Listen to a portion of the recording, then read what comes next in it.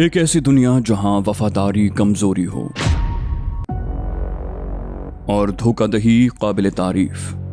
जब जासूसों और दहशतगर्दों का बेरहम माफिया पाकिस्तान को तोड़ने की साजिश करता है, तो एक नौजवान जो पुलिस के लिए मतलूब, वांटेड, इंटेलिजेंस की नजर में दहशतगर्द, कौम के लिए गद्दार, जिसके पास खोने को कुछ भी नहीं, जब उसे कहा गया कि मुल्क से गद्दारी करो और अपनी जान बचा लो, तो वो इनकार कर देता है। Let's find him. और उन्हीं गद्दारों और मुल्क के दुश्मनों के लिए मौत का पैगाम बन जाता है। रियासत का सबसे बड़ा दुश्मन करार पाने के बावजूद वो अपनी कौम की इकलौती उम्मीद बन जाता है। अपनी आज़ादी से बढ़कर किसी मकसद के लिए लड़ने वाला, मुल्क दुश्मनों को खत्म करने के लिए जान की बाजी लगा देने वाला बाजीगर।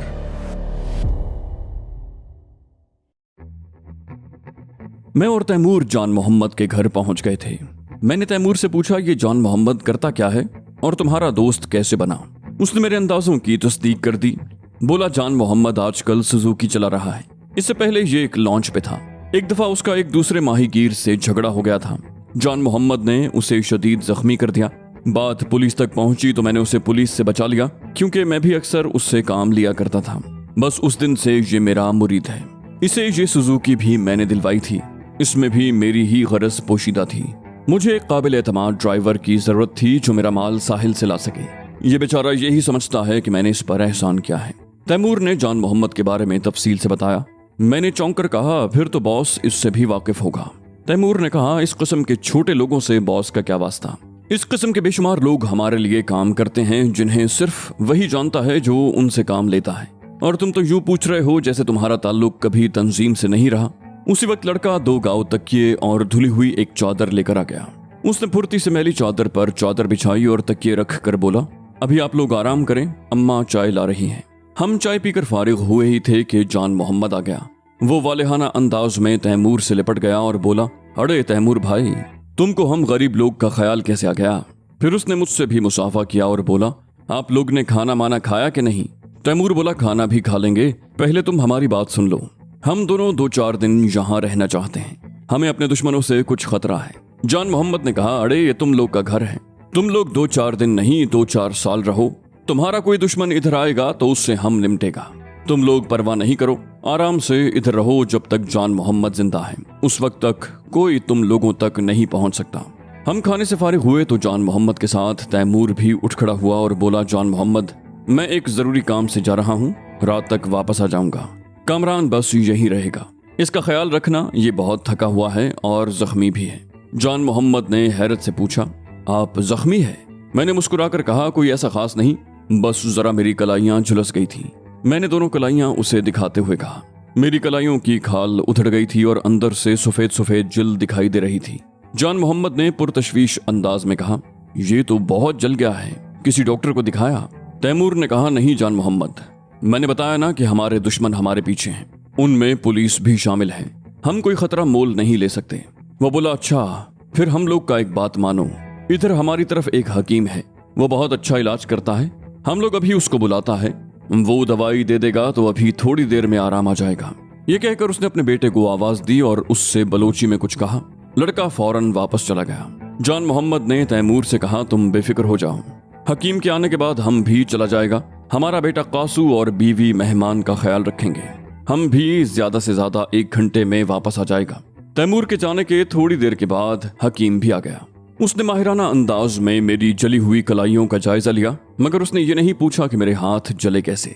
फिर उसने मुझसे कहा, मैं अभी हाथ पर लगाने का मरहम भिजवा दूंगा, सुबह तक इंशाल्लाह आराम आ जाएगा। वो जान मोहम्मद के बेटे के साथ चला गया। वो शायद कहीं नजदीक ही रहता था कि थोड़ी ही देर के बाद कासू एक डिबिया में मरहम लेकर आ गया। मैंने वो मरहम अपनी झुलसी हुई जिल्द पर लगाया तो वाकई मुझे बहुत सुकून मिला। झुलसी हुई जिल्द में अचानक जैसे ठंडक पड़ गई। आराम मिला तो मेरी आंखें नींद से बोझल होने लगी। फिर मैं थोड़ी देर के बाद दुनिया और माफिया से बेखबर हो गया। फिर तो मैं ऐसा सोया कि वक्त का एहसास न रहा। मेरी आंख खुली तो कमरे में मध्यम रोशनी का बल्ब जल रहा था। मेरी दाईं जानिब जान मोहम्मद और तैमूर बैठे आहिस्ता आहिस्ता बातें कर रहे थे। मैंने उनकी तरफ देखा, फिर उठकर बैठ गया। तैमूर ने हंसकर कहा, तुम तो खूब सो लिए कामरान। हाँ, हकीम की दवा से कुछ फायदा हुआ? मैंने जल्दी से कलाइयों पर नजर डाली। जख्म तो मौजूद थे मगर तकलीफ का एहसास बराए नाम था। मैंने हंसकर कहा, वाकई मेरी तकलीफ तो अब बहुत कम हो गई है। फिर जान मोहम्मद खाना ले आया। उसने खाने में अच्छा खासा तकल्लुफ कर लिया था। मुर्गी का कोरमा, बिरयानी और ताफ्तान थे। मैंने और तैमूर ने उस पर शदीद एहतजाज किया। मैंने कहा, जान मोहम्मद, अगर अब तुमने कोई तकल्लुफ किया तो हम यहाँ से चले जाएंगे। हम तुम्हें ज़ेरेबार नहीं करना चाहते। जान मोहम्मद ने हंसकर कहा, अच्छा अभी तो आप लोग खाना खाओ, आइंदा ऐसा नहीं होगा। आप लोग नहीं चाहता कि हमें कोई खुशी मिले तो फिर ठीक है। तैमूर बोला, ये बात नहीं है जान मोहम्मद, तुम मुझे भाई कहते हो तो फिर भाई समझो। भाई तकल्लुफ से तो गैरियत की बू आती है। जवाब में जान मोहम्मद हंस कर रह गया। खाने के बाद चाय का दौर चला। मैंने तैमूर से पूछा, तुमने बताया नहीं कि तुम्हारे दोस्त मिले या नहीं? वो बोला, उन दोनों से मुलाकात हो गई है। मैंने उन्हें ली मार्केट के एक होटल का बता दिया है। सुबह 8 बजे वो दोनों वहां पहुंच जाएंगे। मैं उन्हें वहां से यहाँ ले आऊंगा।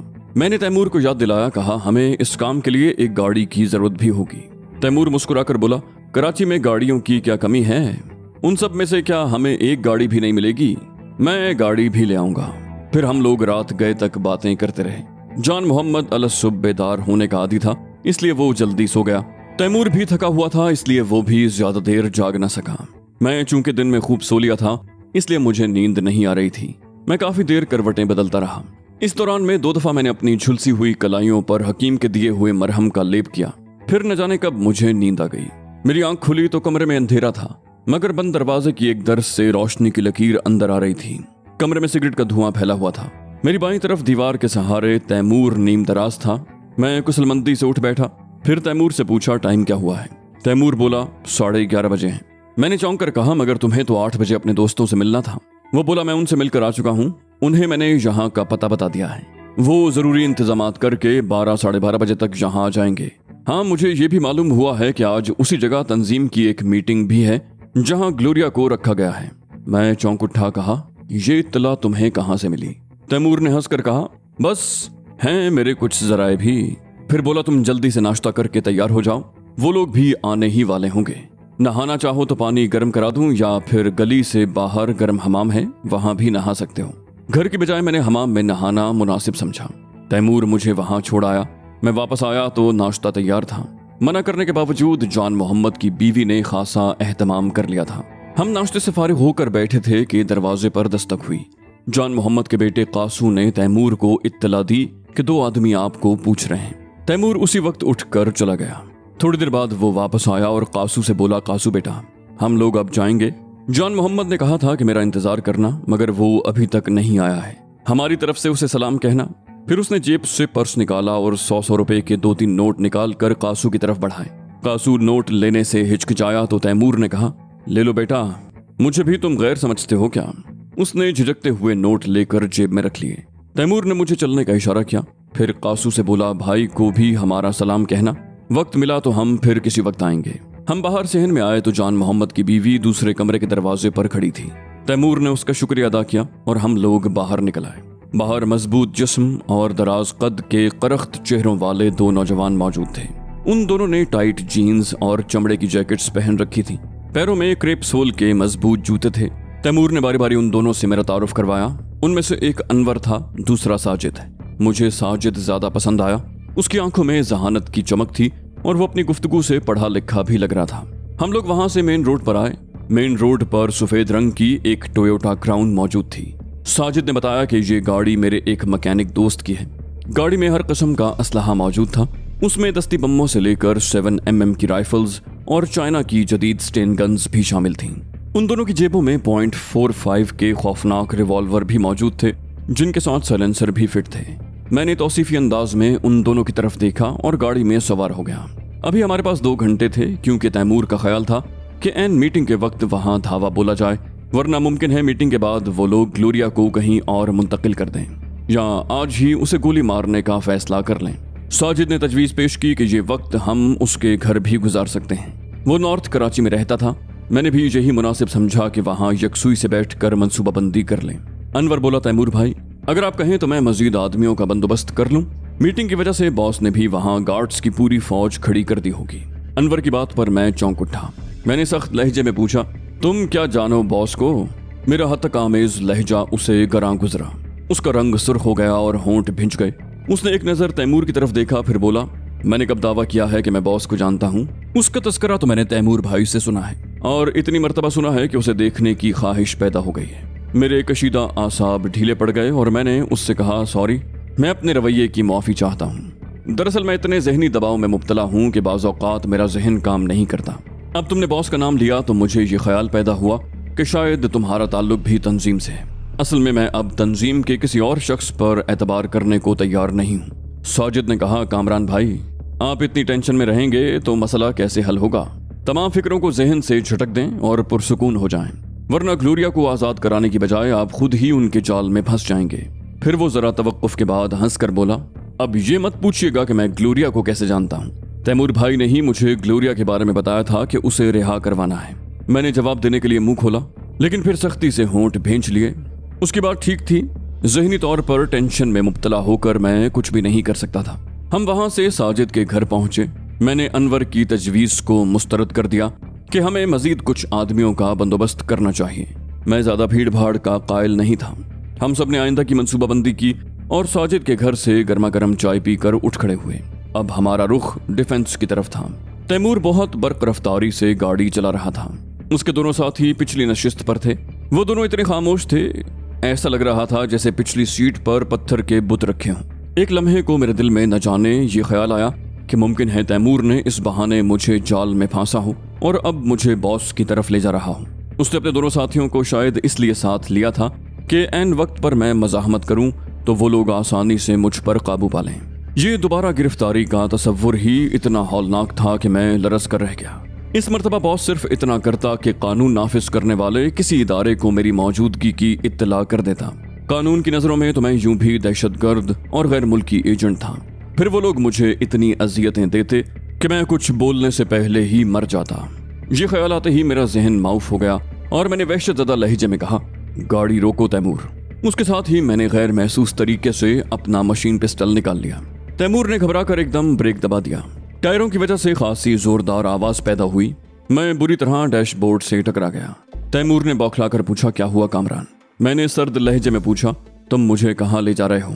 मैंने रिवॉल्वर की नाल उसके पहलू में अड़ाते हुए बायां हाथ बढ़ाकर गाड़ी की अंदरूनी लाइट ऑन कर दी ताकि उसके साथियों पर भी नजर रख सकूं। तैमूर ने उलझकर पूछा, तुम क्या पूछना चाह रहे हो और ये क्या हरकत है? उसने हैरत से पिस्टल की तरफ इशारा किया। उसके एक साथी ने पहलू बदलना चाहा, मगर मैंने गरज कर कहा, नहीं, तुम दोनों में से कोई अपनी जगह से हरकत न करे, वरना तुम्हारा ये सूरमा मेरे हाथों मारा जाएगा। वो दोनों भी हैरत से पलकें झपकाने लगे।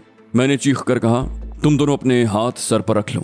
उन्होंने उलझन आमेज नजरों से मुझे देखा, फिर हाथ सरों पर रख लिए। तैमूर के अंदाज में अभी तक हैरत थी। बोला, ये सब क्या है कामरान? मैंने जहरीले लहजे में कहा, बस बहुत हो चुकी अदाकारी मिस्टर तैमूर। कामरान किसी भेड़ के बच्चे का नाम नहीं है जो इतनी आसानी से तुम्हारे काबू में आ जाए। मैंने जरा तवक्कुफ किया, फिर बोला, अब तुम तीनों खामोशी के साथ गाड़ी से उतर जाओ। मेरी बात सुनकर तैमूर ने बुलंदो बांग कहा लगाया, फिर संजीदा होकर बोला, मेरा नाम तैमूर है कामरान। तंजीम का हर आदमी जानता है कि तैमूर बात का धनी है। एक दफा जो कह दे फिर उससे 1 इंच इधर उधर नहीं हटता। मुझे यकीन है कि ये बात तुम भी जानते होगे। मैंने तल्ख लहजे में कहा, मुझे बातों से बहलाने की कोशिश मत करो तैमूर। बस अब एक एक करके गाड़ी से उतर जाओ और जाकर बॉस से कह देना कि कामरान इतना अहमक नहीं है जितना उसे समझा जा रहा है। तैमूर का लहजा बदल गया।